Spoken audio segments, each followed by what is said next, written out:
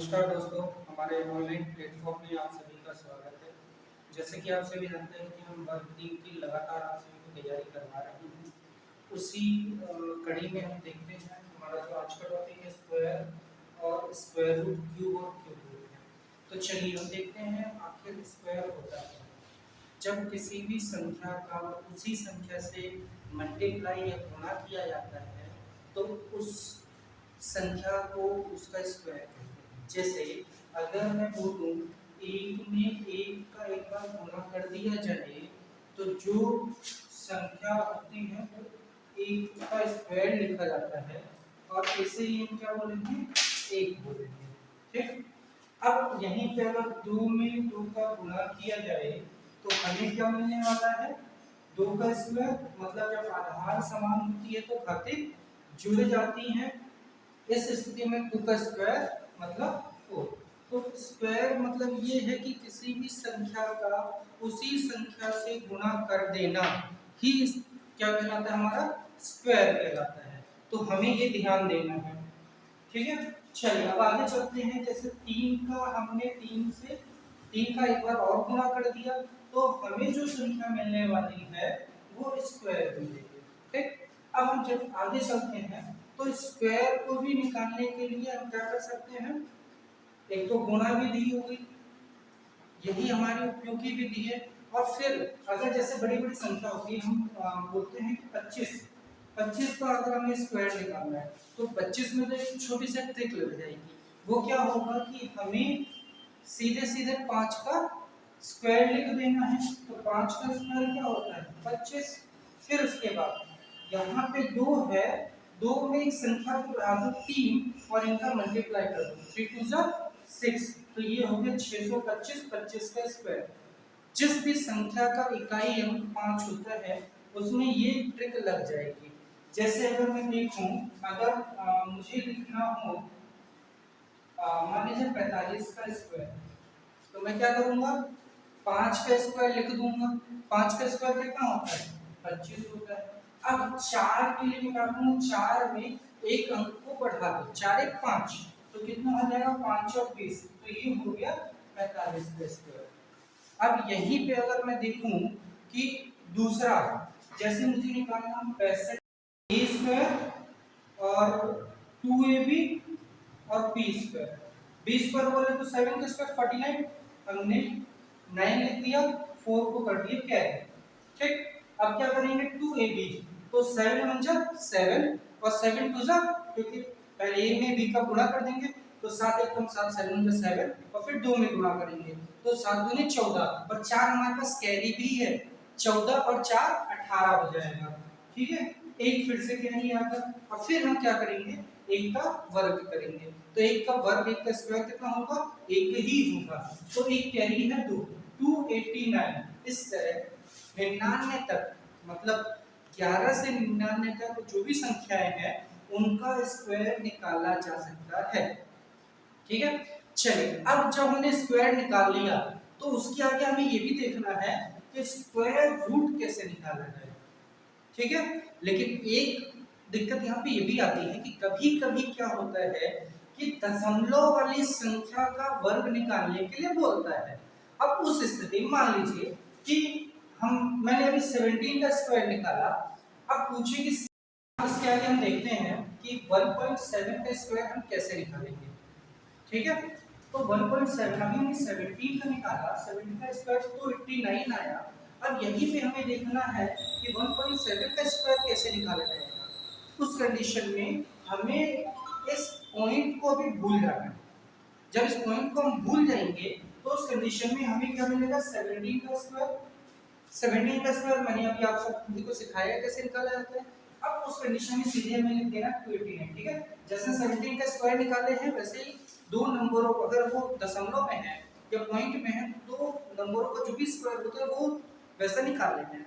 अब बात आती है कि यहाँ पे स्क्वायर मतलब क्या है, 1.7 into 1.7। पॉइंट के बाद कितने नंबर हैं, एक नंबर यहाँ, एक नंबर यहाँ है, तो दो नंबर है, दो नंबर पहले पॉइंट लगा दो, ऐसा आ जाएगा। अब यहीं पे अगर मैं देखूं, मैं निकालता हूँ 65 का स्क्वायर।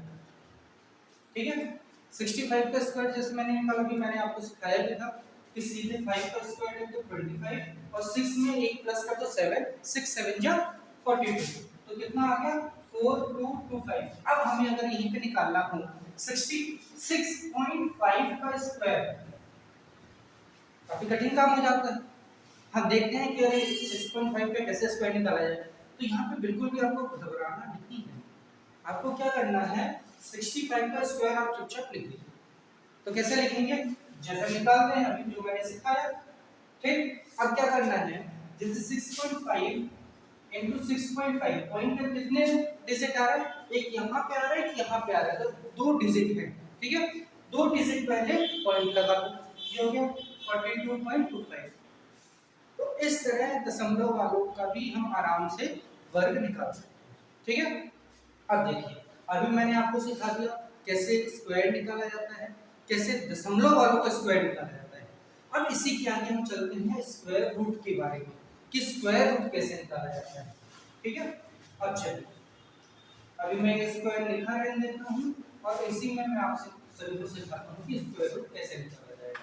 अब जैसे आता है कि हमें निकालना है 289 का स्क्वायर, तो पहला तो तरीका ये है कि इसको फैक्टराइज कर लें, गुणनखंड विधि में लगा।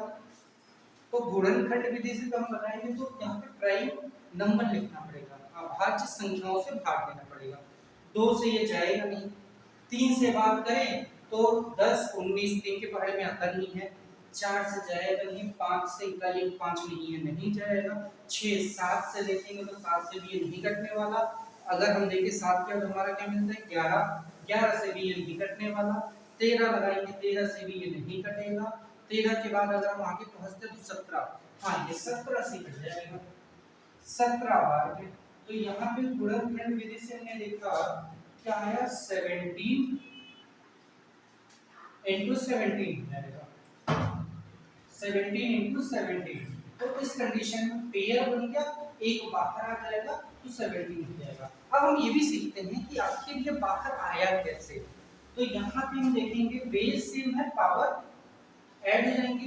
अब ये जब रूट हम हटाते हैं तो 1/2 लिखा जाता है, और हम जानते हैं a की पावर m की पावर n, हम लिख सकते हैं a की power m into n, 2 into 1/2 cut जाएगा तो हमें क्या मिलने वाला है 17।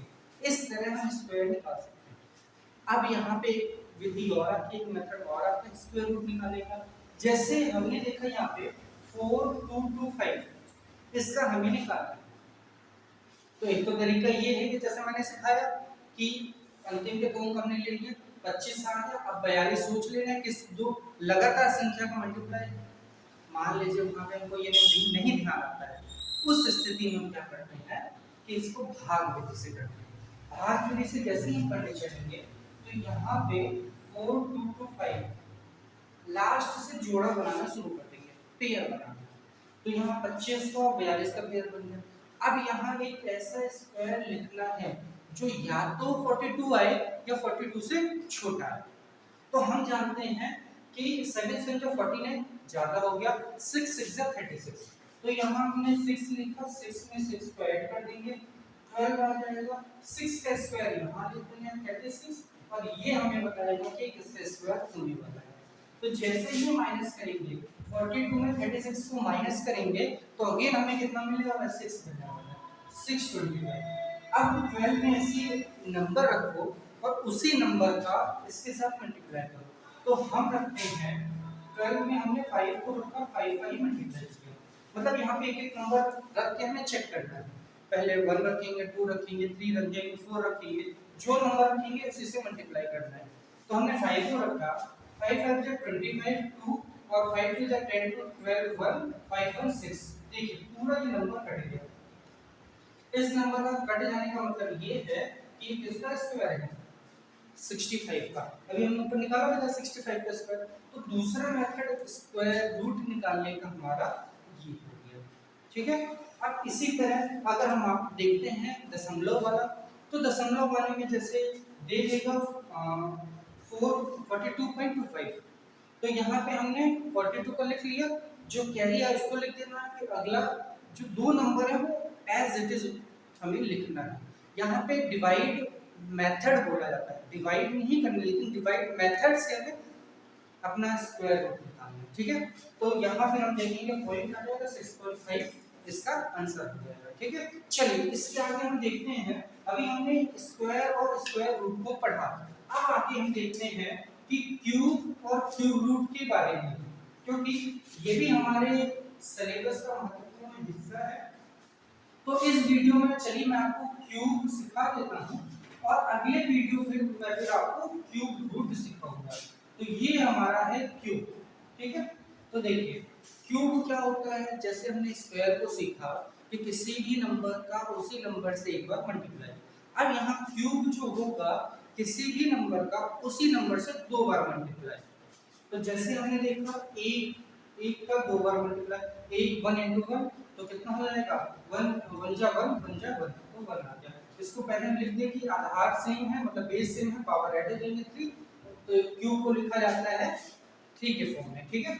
अब देखेंगे 2 का 2 into 2 into 2 2 का क्यूब तो कितना हो जाएगा 8, 3 बार मल्टीप्लाई कर दी। ऐसे हम देखें 4 into 4 into 4 तो कितना हो जाएगा 4 का क्यूब, 4 का क्यूब हमारा कितना होता है 64 होता है, ठीक है। तो चलिए दोस्तों इस तरह मैंने आपको आज स्क्वायर और स्क्वायर रूट से अवगत कराया, साथ ही साथ क्यूब भी मैंने आज आपको अवगत करा दिया। अब अगले लेक्चर में आपको मैं क्यूब रूट बताऊंगा, कैसे उसको निकाला जाता है उसके बारे में अवगत कराऊंगा, फिर हम आगे अगले अपने टॉपिक की ओर बढ़ेंगे। तो इसी के साथ धन्यवाद दोस्तों, जय हिंद जय भारत।